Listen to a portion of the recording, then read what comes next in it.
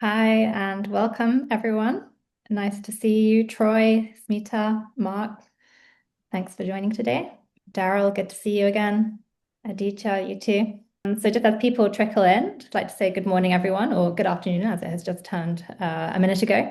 And welcome to this webinar on TNFD in the GCC, Why Nature Matters for Business Resilience. We're live on LinkedIn today and the session's also being recorded, so you'll be able to revisit and share it afterwards. And we've kept some time for questions at the end, so please feel free to drop them into the Q&A box as we go, and I'll bring them to the panel. For those who don't know us, I'm Marian Fletcher, founder of TCC. We're the climate consultancy and also the Climate Club. We're an impact-driven advisory helping organizations turn responsible business into a source of resilience and value. And we also host one of the largest UAE networks for sustainability professionals, the Climate Club.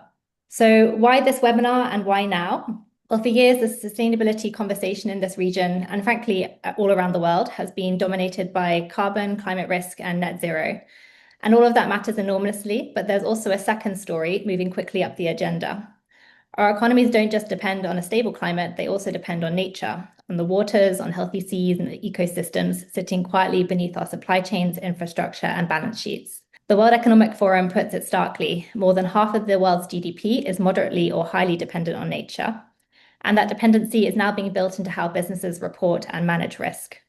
The Task Force on Nature-Related Financial Disclosures, the TNFD, has gone from publishing its framework in 2023 to more than 700 organizations worldwide committing to nature-related disclosures, representing over $22 trillion in assets. And the global baseline is catching up fast, with the ISSB now developing a standard that draws on TNFD's work. Here in the GCC, none of this is abstract. We're a water-scarce region built along the coast. Our economies, our food systems, and the infrastructure that we lean heavily on marine and coastal ecosystems, and on natural resources that run right through our value chains. For us, nature risk is business resilience risk. And that's exactly why we wanted to host this conversation today, not as theory, but practically. What does nature risk actually mean for businesses in the GCC? Where do you start, and what does good look like? To help us answer that, I'm delighted to be joined today by a panel who bring the global framework, the financial lens, the science, and on-the-ground action all into one room. Setting the scene is Goyal, Market Engagement Lead for Asia Pacific and the Middle East at TNFD, who will introduce the framework and where the world is heading. Then we'll hear three perspectives: Vijay Bains, Group Chief Sustainability Officer and Group Head of ESG at Emirates NBD, on why nature is becoming a financial issue.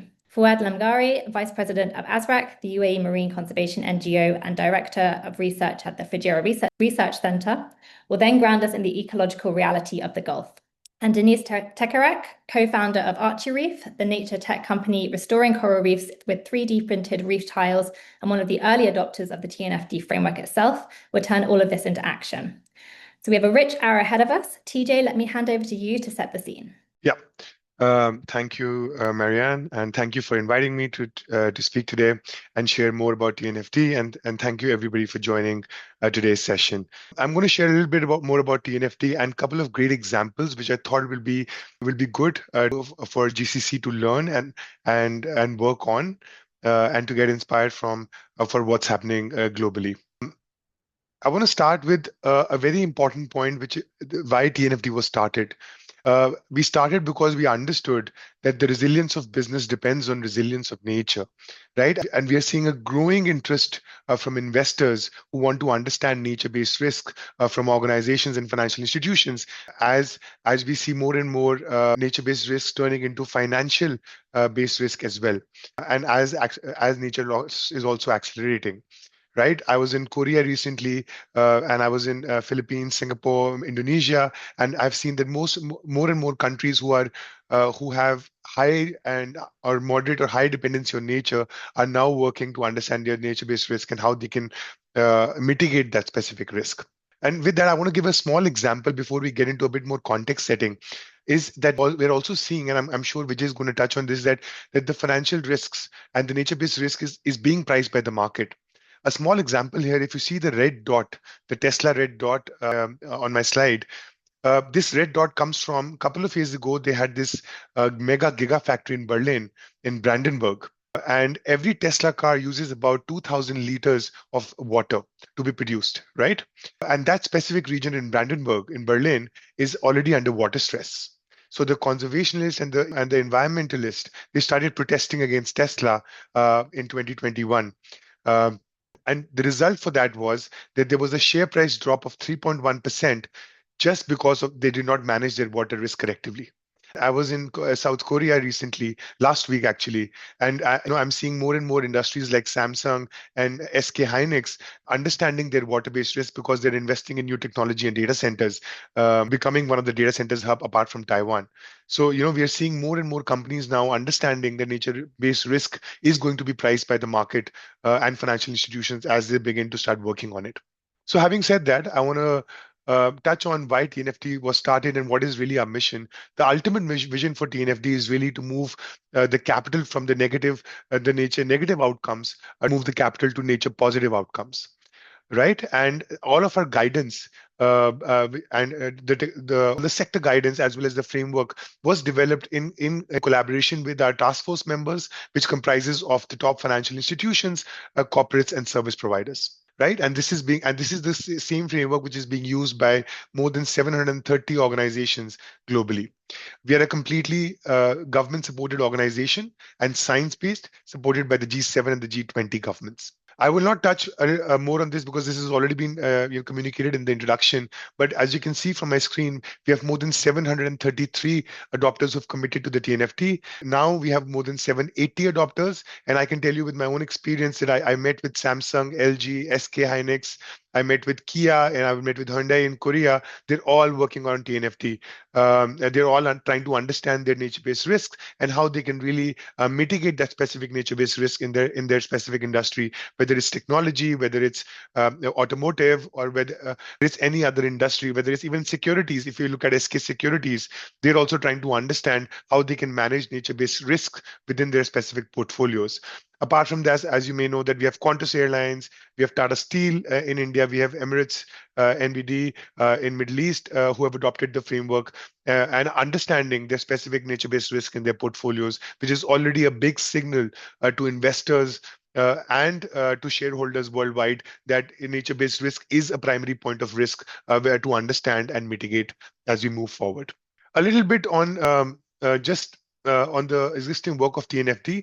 I will not touch base too much on the technical side of the TNFD framework because we are a bit short on time. But just in terms of if your organization is reporting against the GRI standards or the CDP, you can as an interoperability mapping framework which TNFD has produced.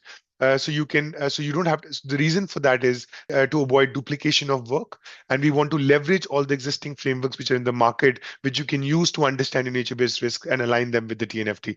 All this guidance is available online, and you can use that guidance by visiting the TNFD website and understand how you can use it for your own specific organization. I think the most important part is really why are organizations now adopting the TNFD recommendations.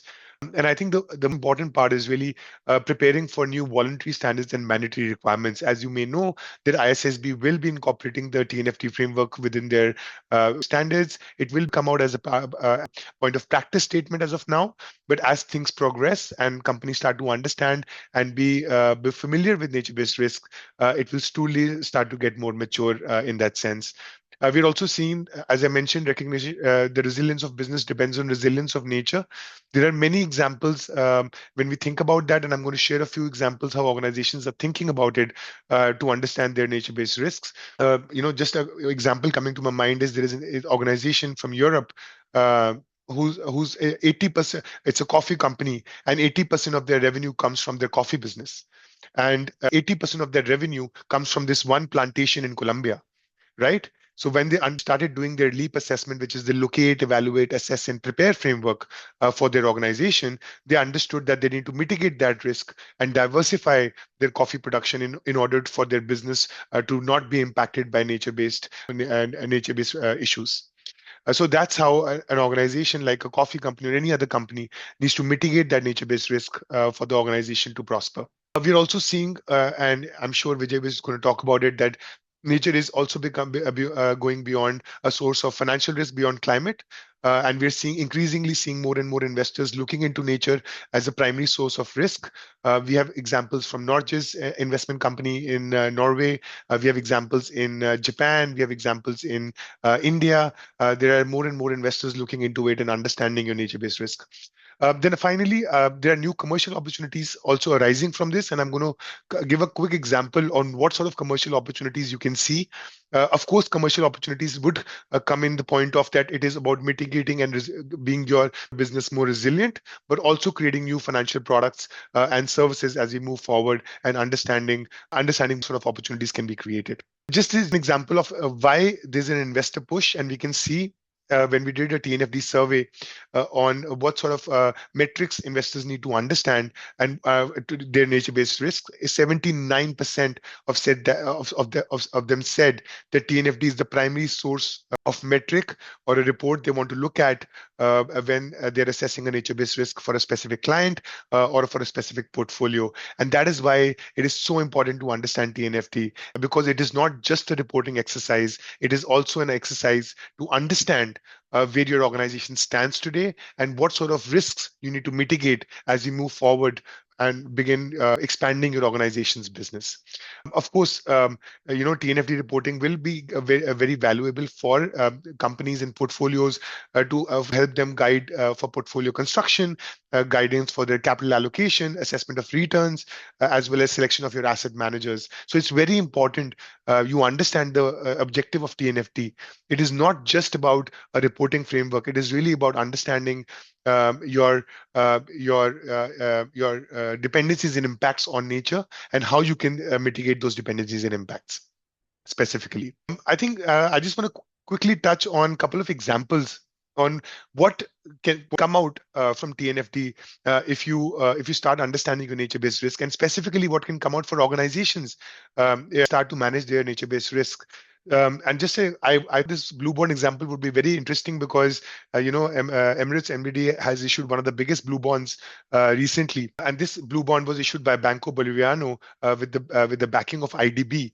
And the specification of the blue bond was IDB requested that 2 of the 14 recommended disclosures should be embedded within the bond from the bond structuring within the issuance to maturity. And when they did that, you can already see the kind of opportunities it came from the business. One was really expanded the blue debt placement. It strengthened this in a sustainability strategy and it attracted new investors. Right, and in terms of your nature positive impacts on nature, as you can see on your screen, it's more than 400 tons of seafood was produced according to sustainable certifications. 170,000 cubic meters of wastewater has been saved, and 130 tons of plastic and 1,800 tons of solid waste was recycled and reused, just because of including 2 of the 14 recommended disclosures in order to make sure there is investor confidence and avoid greenwashing. Just an example of how a financial product can be created. And similar things are coming in the future. I met with ADB recently. They're also trying to come up with a bond and, trying to understand how TNFD can be part of that specific bond issuances. Similar to a lot of other organizations. Another interesting example I thought would be quite good for UAE would be there is a company in Singapore, one of the very big real estate companies in Singapore. So they did 3 TNFD assessments in the last 3 years, in 23, 24, and 25. And when they finished their second TNFD assessment, they wanted a big financing from a specific bank. So they went to 3 different banks in Singapore and showed their TNFD report, and they showed specific areas of what mitigation they have done in terms of their real estate business. Of course, they have created a microforest within their real estate framework. And so they secured the first loan of $400 million from a very big bank. In the specific loan, they got a discounted basis point rate just because they did a TNFD assessment and the TNFD reporting, right? And they showed that they're managing their nature-based risk, right? And if we think it's just a one-off example, they went again in 2026 to the same bank to ask for another loan for $300 million. And they got another discounted basis point interest rate loan from this specific bank, which created a new financial opportunity for them. And that's what they called it a TNFD aligned sustainability linked loan. right? And so this is another opportunity for corporates in the UAE if they're looking for more financing. So this could to go to a bank and ask for financing, and could get a good discount on basis point just because they're nature-based risk and they have a plan to mitigate that specific nature-based risks. Right. So just I thought it'll be good to share these examples. There are many more examples which you can go to the TNFD website and look for the opportunities paper, and you will find these new opportunities arising. There are new insurance products, there are new financial products, there are new products and services companies are creating. So all kinds of things are happening if companies are understanding their nature-based risks. And how there is a company in India, I just thought of it, and there's a company in India, very big steel company in India. They did a TNFD aligned assessment, and they after finishing the assessment, their rating, their sustainability up. They improved their sustainability rating just because they understood the risk and mitigated that risk. So, these are the kind of interesting things which are happening around globally around nature. Then I thought it'd be quite good another bank's example from Singapore, which is the United Overseas Bank, and how they're incorporating nature within their portfolios and within their responsible financing policy. They've included a specific aspect on nature in that, as well as they've included the nature-based assessment within their governance and organization, where they're assessing materiality on nature. I'm looking for new commercial opportunities in nature-based products as well. Similarly, there's another example I thought it'd be quite interesting to show an example from an agriculture company, Olam Agri, one of the biggest companies in agriculture from Singapore. This is just an example to show how they have mapped their specific sites to understand their nature-based risks and understand their commodity-based risk, where the commodities are coming from, and how and what sort of risk in specific commodities they have, and how and what sort of a plan and strategy they can create to mitigate that risk. Right. So we are all sort of diversified companies who are looking at these activities and trying to how they can implement that within their own organization. Just last few slides from my side is if your organization is thinking that to implement TNFD and you want to take this to your board, or if you want to take this topic to your CFO, there is an Asking Better Questions guide specifically designed for your board directors or for your CFOs or for your chief legal officers to make a case on nature. So please refer to this. This is available online on the TNFD website. This is a set of 12 questions which will make your board question the sustainability teams to understand why nature is so important for your own organization. We also, so for example, if from different organizations in the Middle East, we also have specific sector guidance available online for a specific industry or a specific business.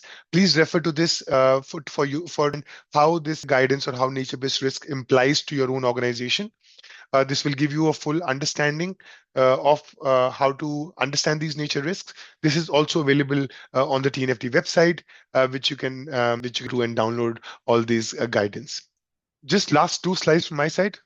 If you're understanding how to learn TNFD, how to learn more on nature, there is a trainer portal and a learning lab.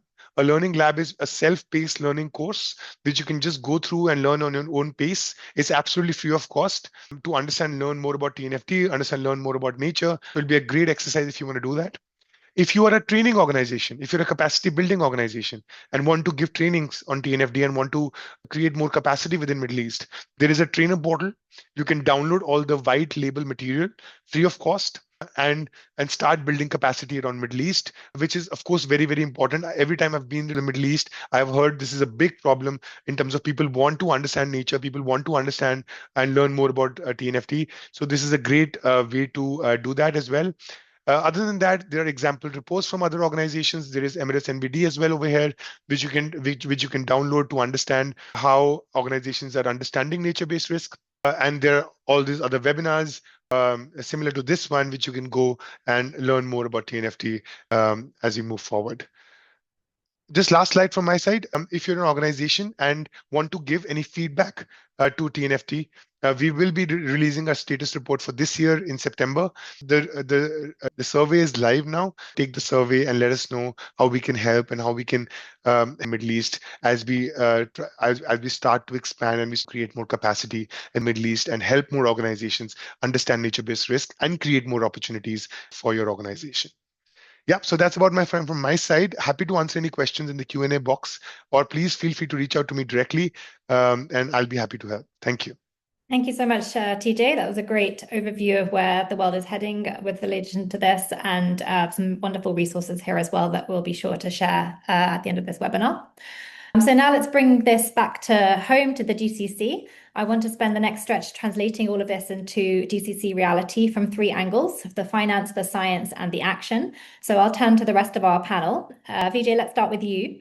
Climate risk is now a familiar territory for a bank, but nature is a bit newer.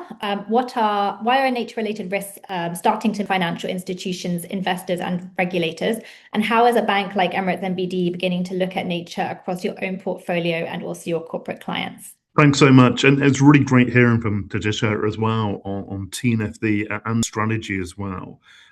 I guess the first element as well is for us, we do nature screening for our portfolio. So now our credit committee considers nature risks alongside climate risk, alongside credit risk.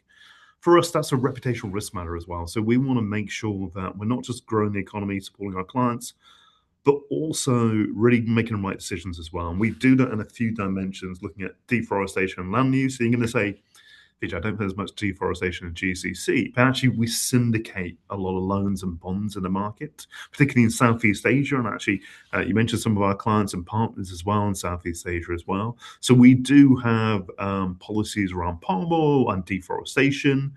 We are trying to obviously make sure nature is supported in the right way. The second way is really water. We've also got the UN Water Summit occurring in December as well. So also we're doing active screening on water. And as was mentioned earlier, we issued the largest blue-green bond from a financial institution in the world in January. Why do we do that? One, it's a growing part of our portfolio. Two, I think conceptually a lot of our clients really understand water.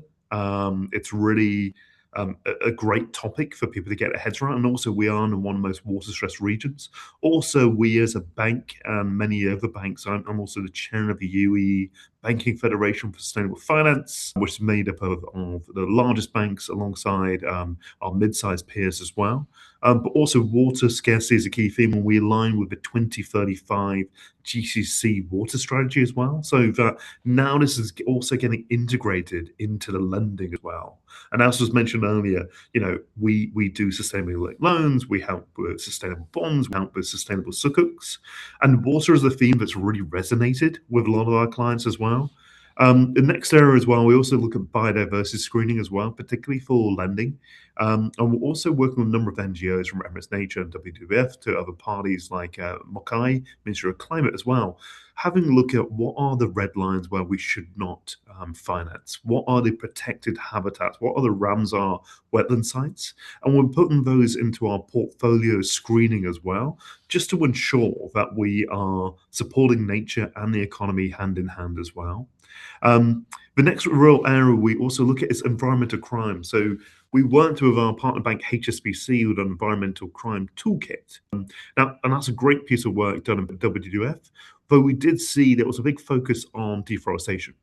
Actually, for us in the region, deforestation isn't so much an issue. Probably desalination, air pollution, water pollution is more of a topical issue for us. So actually, we've expanded the definitions there. We've also worked with a number of Interpol, a number of environmental crime agencies on kind of imports and export controls in many of our countries and jurisdictions around nature-related crime as well. So we'll be doing some announcements later this year. And also, again, we're open sharing this information as well. For example, when we decline a transaction, we give that reasoning to the client as well. If I go into the final few points as well, we also are very large in agriculture. We own a bank in Turkey, Deniz Bank. So soil degradation is really important, for agriculture, rural land use as well. We've seen as well from our climate change models, and we can see all over the world, climate change is affecting us. I used to be a climate scientist, an environment scientist in a previous life as well. So actually, nature is really the bedrock of our economy, and that's recognized from our executive committee, our board, and our credit committees as well. So that is now integrated into our lending policy as well. We've also developed advice on mining and infrastructure as well. So that when we lend, particularly around project finance, which are large projects, about 40 million, we integrate the nature considerations into our lending criteria, into our considerations as well.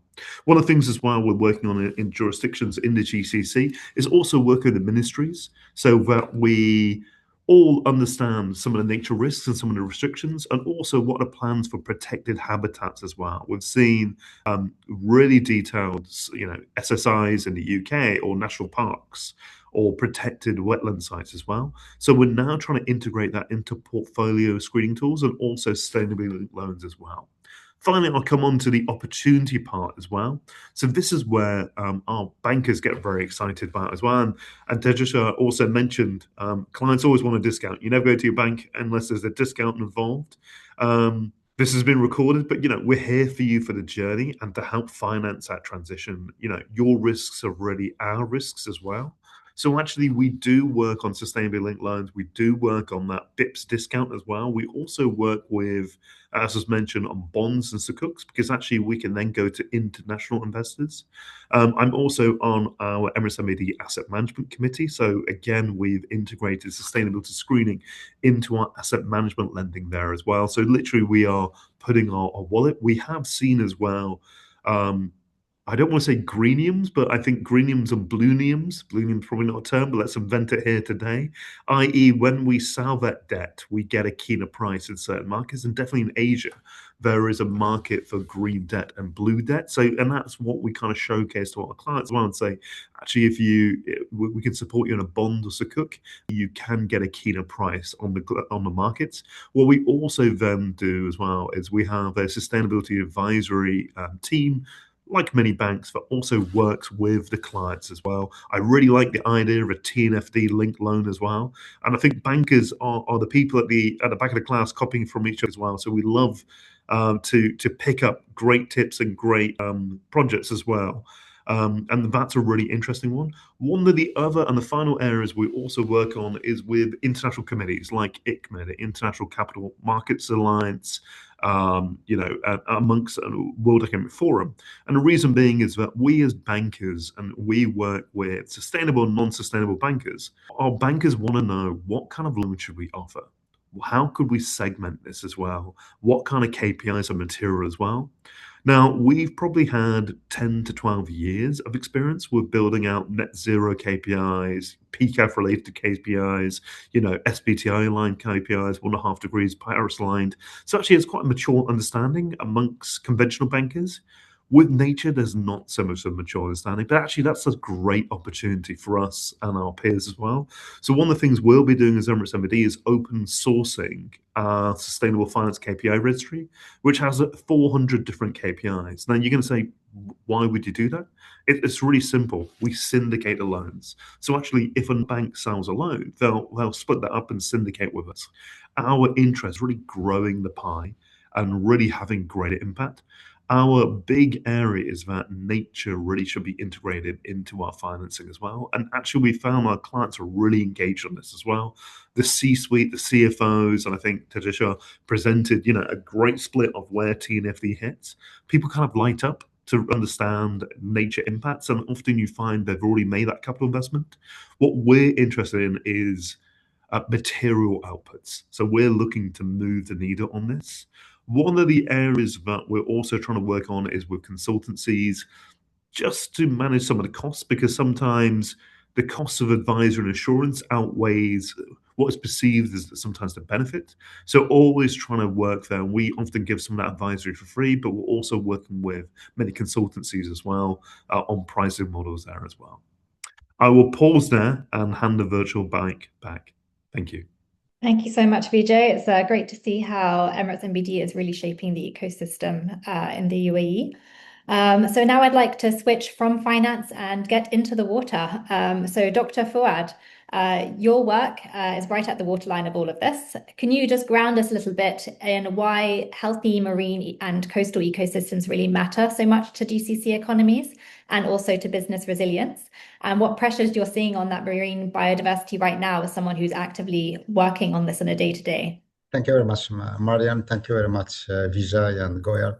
When I was hearing Mr. Goyal telling that some company, they're assessing the risk nature based I've seen in the from moderate to high, and this I say to myself, wow, they are really lucky, because our risk is very high.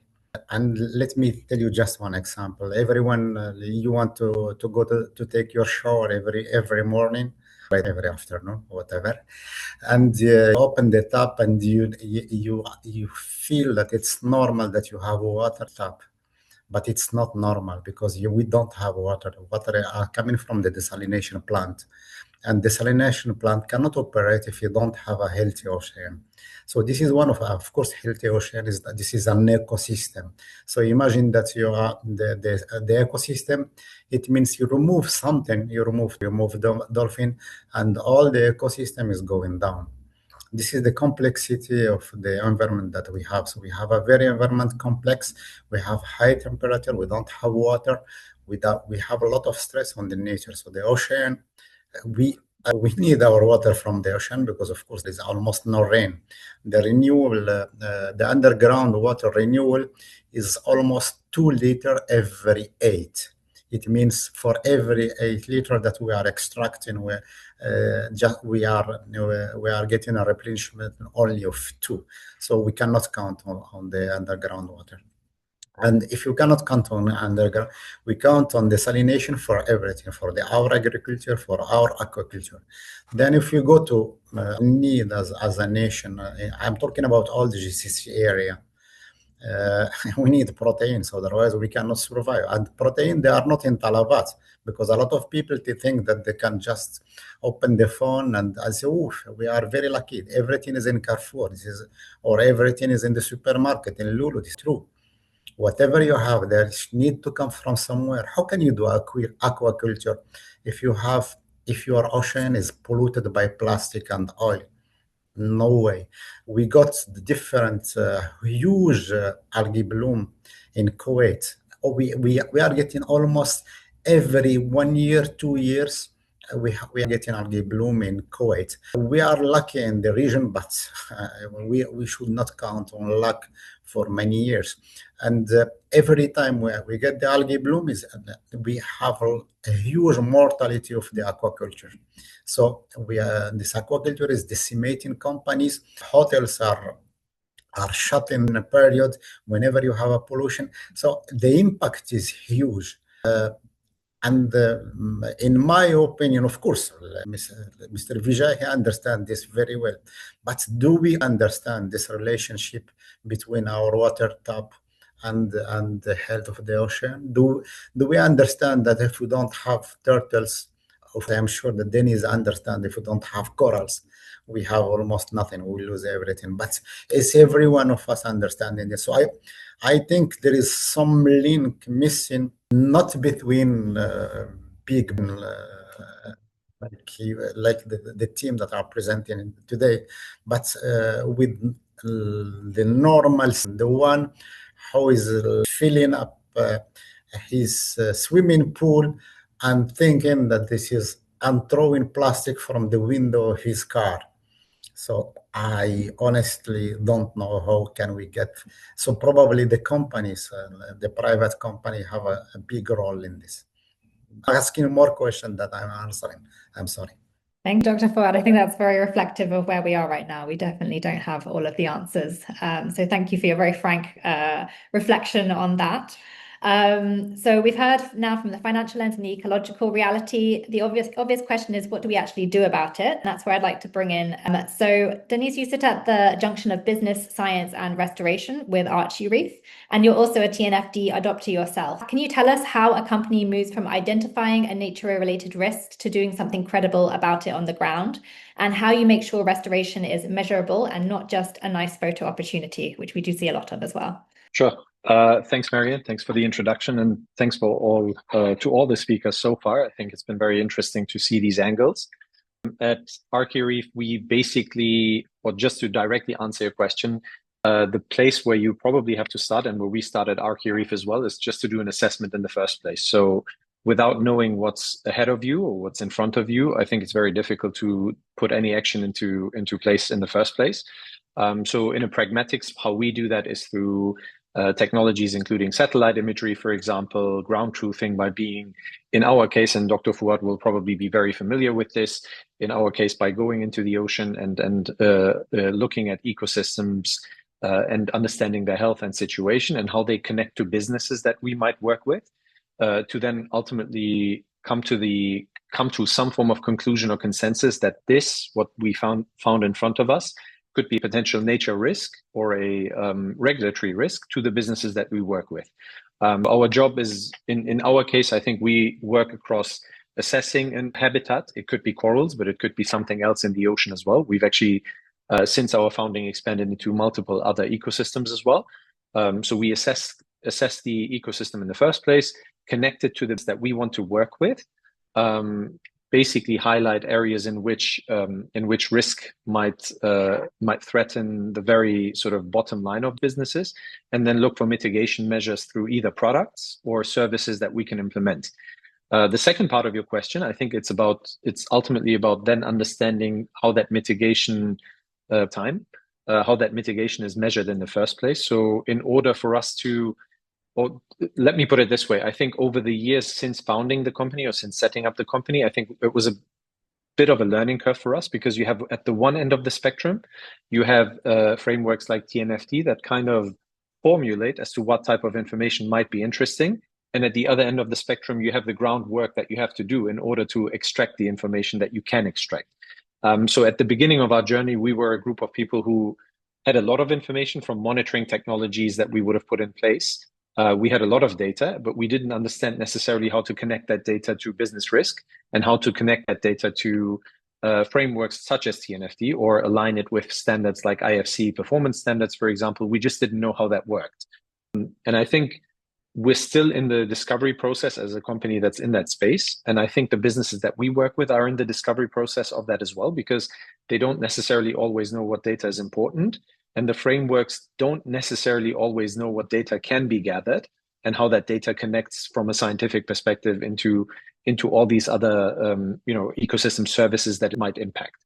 So for us, I think in order to do that, we ultimately, as a company, like I mentioned before, we go through the phase of assessing an ecosystem, mitigating with the right type of solution, and then monitoring using cutting edge technologies. So being very pragmatic about it, monitoring through photogrammetry, for example, which is a form of creating digital twins of the environments that we deploy and monitor. And then ultimately reporting into frameworks and into standards that those companies that we work with can take and almost copy and paste into their format of reporting, so that they can align with the likes of TNFD, or they can highlight in a sense maybe as to how they align with the likes of World Bank standards, for example. So that's, I think, I hope I answer your questions. I think this is basically a bit of a sort of balancing act between both ends of the spectrum. But we found that the company is only about 6 years old now. So in those 6 years, we found that both sides are coming closer and closer together, and we're beginning to really understand what something like nature risk or regulatory risk actually means. We understand which industries it impacts more than others. And we've had clients like, FAB, for example, be somewhat similar to Emirates NBD, where we didn't see a strong enough connection when we compared it to companies, infrastructure businesses that we work with, where we understood very, very quickly that nature risk has a very, very impact on their bottom line. And that's maybe better place to start for us as a company. So I think this is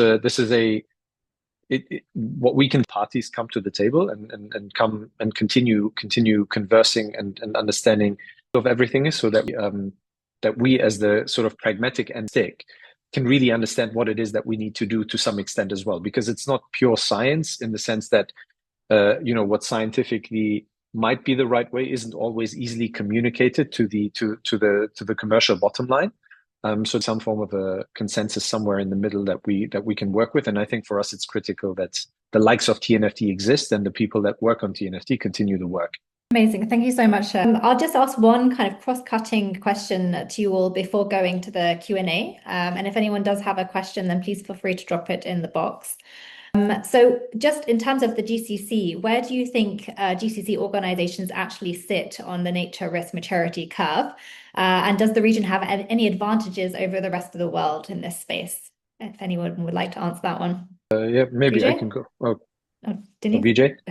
Yeah, I'll let Vijay go. I can go on. Okay. I think there's work done. If I'm being honest, I think we have a framework. I think we've got really strong ministries as well. I think it's about bringing the private sector and public sector together. And I'll give you an example. We have screening for, let's say, palm oil and things like that. So we reject some of the bonds that are on the market. We would see other, I won't talk around specifics, but other banks picking those up as well. That doesn't send maybe the right signal to the market. And I'll build on probably Dr. Fouad made a really interesting point as well earlier. We have financed, let's say, nature protection in a place, and then also we've seen a desalination right next door. Now both go kind of hand in hand. So if there's integrated thinking that we're trying to work towards to make sure that the financing that we do, both conventional and kind of sustainable, work hand in hand to protect and enhance nature as well. And I think the third and final point as well, and I think is that actually there's great progress that's already been made, and we probably need to highlight that. I think the interesting area is you'll never find someone in the C-suite or board who's against nature. They might have a topical interest or say, oh, climate change, I've got a few opinions there, but you'll never see that. So it's about getting people on a personal level as well as professional level to chime with those ambitions. What I would say is I think, we've seen nature financing really increase in the last 3 or so years. And I think we probably need to talk more about those success stories as well. And then finally, probably, and I'm thinking as a banker, bankers love targets. So I think more ambitious targets, not just on the risk management, on the financing side, and tying into Tajeshwar's and Fouad's and Deniz's points as well, linking that financing together, because I think Deniz has made a really good point as well. Financing is almost a utility as well. We are dependent on the clients as well. And I think similar to what we've seen with net zero and climate, we need to see those national biodiversity action plans really integrated into corporate action plans as well. I'll pause there and hand the virtual mic to Deniz. Over to you. Yeah, thank you. Those are very much aligned with my points as well. I think from our experience, so our company is a company that was founded in Hong Kong, and at the end of the day, we decided to relocate to the GCC, and that's for a reason. I think despite the fact that there is a lot less regulation when you compare it to some of the other parts of the world, thinking of Japan or the EU, for example, when it comes to nature and climate, I think the UAE is in a unique position in the sense that it's not the UAE, just the UAE, but the whole GCC is in a unique position in the sense that it can learn from other parts of the world that have gone through this sort of drastic change, in terms of infrastructure, for example, and what has happened during those, times of change. We, as a very practical example, when we started our coral space in Hong Kong, for example, we very quickly realized we're kind of late to the game. It'll take a lot more to achieve the changes that we want to achieve through our work, because the infrastructure development in Hong Kong over the last sort of 50 to 60 years, the land reclamation and whatever else has been done in the space has had such a drastic impact on the ocean already that we might be a little late to the party. So the effort required to achieve restoration, which is the core business that we're in, was just significantly larger when compared to other parts of the world. So that brings me to the GCC. And I think when we came to the GCC, one of the things that we saw very quickly is that the clock here is a little less advanced when you compare it to that part of the world. So it's very interesting in that the GCC is going through the infrastructure change parts of Asia have gone through over the last few decades. It's going through that today and will continue to go through it given the ambitions over the next few decades. And I think there's an opportunity for the first time, I think I see this in one region of the world, there's an opportunity to pair up sort of the protection and the restoration of nature with the ambitions of growing and growing multiple nations, and making sure that that's in a way that maybe other parts of the world haven't been able to do so. So I think for me, this lack of regulation, this sort of less mature approach to maybe some of the frameworks that are out there is actually an opportunity rather than a preventer at this stage. And it makes it, for us as a company that also has commercial goals, makes the GCC a lot more interesting because there's more of a receiving audience here than other parts of the world. So that's maybe a simpler way to put it. Very interesting. Thank you, Deniz. Dr. Fouad, did you have anything to add? I saw your hand go up. Yes, just you are asking about maturity. I think we still need a lot of effort and together to reach the level of maturity needed. We are not still there. And I can give you just two examples. So I had one time a discussion with the hotel owner, and he was very I will not name the name, but they are very involved in marine protection and mainly in turtle rescue, and they have it's and what they are doing. This is from the positive side. From negative side, I was talking with another business owner. I don't want to disclose the type of business, and he was really thinking that that the environment should be protected by the Ministry of. You have absolutely two opposite sides, and I don't know if we are in the middle. We are more than one side or the other, but definitely there is a lot of effort to be done. Thank you.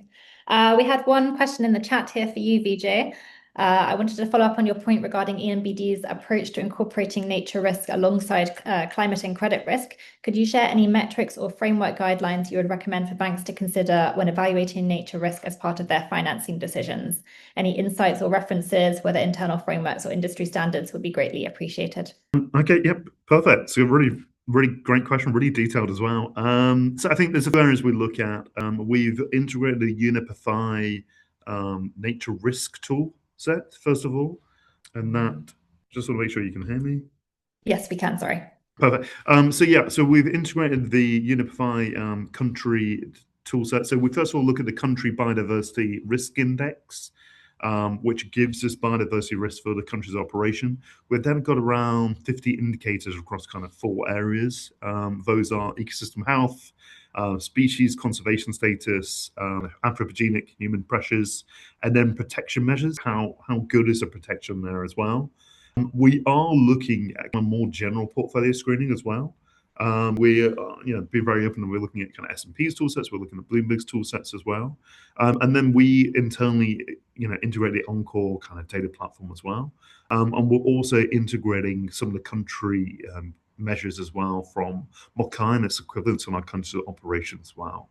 We're always also then on the other side, we also do screening on Factiva and WorldCheck for our counterparties to kind of make sure that, let's say we finance a company in the UAE, what about if they're in 10 other countries? Have they had any nature risks there that have been reported? Have they had any greenwashing as well? So we also integrate that element as well. I hope that answers the question. That's great, thank you. Another one for you and also for TJ. So the reporting frameworks such as TNFD are well developed and expanding. To build on what Deniz was talking about, what are the plans to link nature-based field projects to capital via auditable and verifiable MRV data generated by field projects? What verifiable parametric data is available to capital and insurance markets to price risk nature-based projects? Another very difficult question there. TJ or Vijay, would you like to go first? TJ, do you want to go first? No, I think it is your question to answer, because I cannot comment on pricing nature to nature-based projects. I can say that that you can nature-based projects and understand how to structure through these projects through the LEAP framework or to the TNFD framework. But in terms of how it could be priced, I think Vijay is the best person to answer that. I'll talk on that. I think, look, we already do. I mean, I think every organization does liquidity provisioning due to climate and nature risks. So if you've got let's say, an agricultural client, some of the things you ask about is, what happens if there's a drought? What happens if there's a climate event? So that's already built in. And, we probably haven't called it credit or nature risk management or screening or liquidity provisioning, but we are doing that. I think there's been some interesting work that's come out of the ECB, European Central Bank, that's really looked at this in a more advanced way. And I think, to Denny's point, I think the great thing in the UAE is we've got a melting pot of some of the best practices in the world and a really active, dynamic way of working. Now, in terms of auditable, I would link that through to sustainability linked loans, because with a sustainability linked loan, you kind of set that KPI, you set a discount rate, and then you revisit that on an annual basis. And it's not, it's not enough to say, yeah, we've completed this. It's an auditable report from an assurance provider or a sustainability consultancy. We need to see that report, and often we need to speak to the project itself as well. Now, in terms of verifiable parametric data available for capital insurance markets, I think parametric insurance is a really interesting concept that we're now starting to explore as banks as well. Definitely we're looking at it in climate. We're not yet looking at it in terms of nature yet. However, if I give an example, let's say from the UK, I think you've seen water RE for flood risk. Actually, we should be also looking for other elements, let's say heatwave RE for the region, or other, and water RE for flood risk as well, as we did see the flood event a few years ago. We are, I think, to Dr. Fouad's point as well, desalination, we are in a water stress region, so we do have definite nature risks already built into the system as well, that we need to look at. Hey, how's it going? So I would say, yeah, those are probably the top three areas. Parametric insurance is a really interesting concept. We attended London Climate Week a few weeks ago where we talked around climate, and now we're trying to transplant it here, as I'm also chair of the UBF committee. So we are starting to think about that as well, of how we link financing with climate. And now actually nature is a really interesting one as well. I'll pause there. PJ, did you want to add anything? No? Okay. I was saying, sorry, I said this is good. Yeah. Okay. We're almost at time now, so I'll just pull some of these threads together. So firstly, thank you all to all of the panelists. It's been so wonderful hearing from you all, such a unique perspective. For me, the headline is nature risk is not a niche sustainability concern. It's a business resilience issue showing up in supply chains, infrastructure, and finance. For us in the GCC, it's very close to home. Our economies are tied to water, to the coast, and to the natural systems in which we are living, and so they are increasingly coming under pressure. We've heard from TNFD. There's a practical shared language for this and a way to identify our dependencies. And rather than starting from a blank page, you saw from TJ, there's a wonderful amount of resources to start with.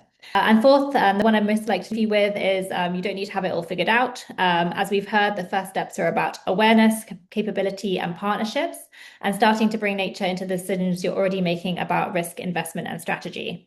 So thank you again, TJ, Vijay, Dr. Fouad, and Deniz, for your insights and generosity today.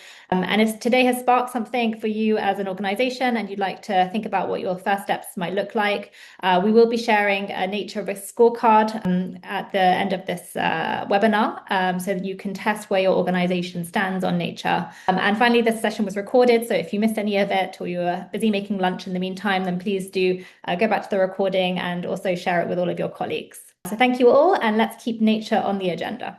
Thank you all. Thank you. Thank you very much. Thank you, Mas, Deniz. Bye-bye. Thank you. Bye-bye.